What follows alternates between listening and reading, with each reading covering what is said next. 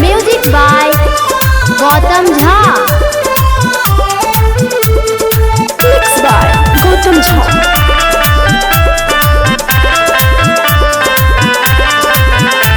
चोली के साइज बढ़ल बा मोर जवानी अरल, चोली के साइज बढ़ल बा मोर जवानी अरल।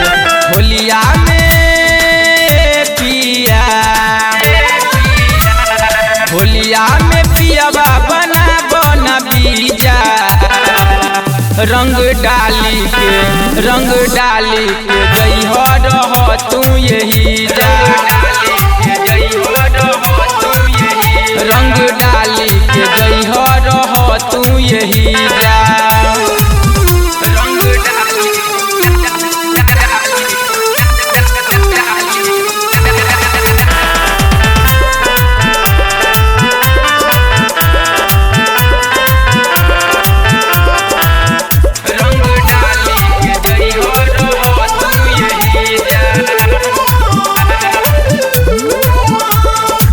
रंग बिना तरपी हमर लहंगा साया सहारी, छोड़ी के जई बता फूला रही के बारी, छोड़ी के जई बता फूला रही के बारी।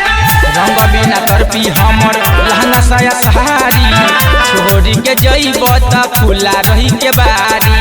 बार निदर्दी पिया तोहरा ना बुझाला, फगुआ में मेहरी के छोड़ल नहीं जाला, फगुआ में मेहरी के छोड़ल नहीं जाला।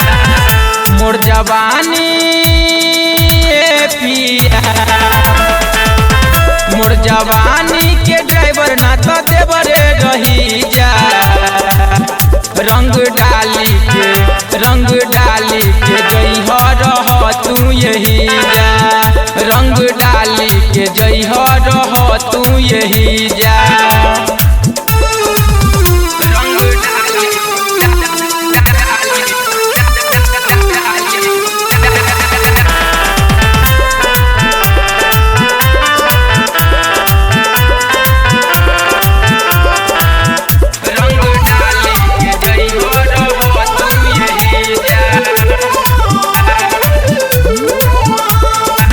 लाल रंग लेके आब गौतम के दुकान से, मन भर डाल पहले हमारा दिल जान से, मन भर डाल।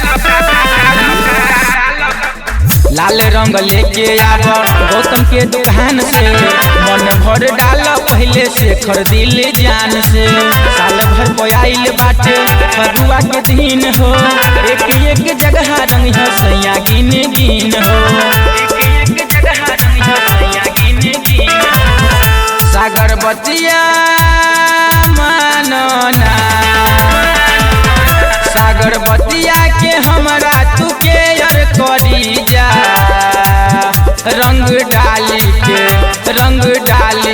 जई हो रह तू यही जा। असो होली में सैया रह तू यही जा, होली में सैया रह तू यही जा। Recording by Sona studio Sonipat.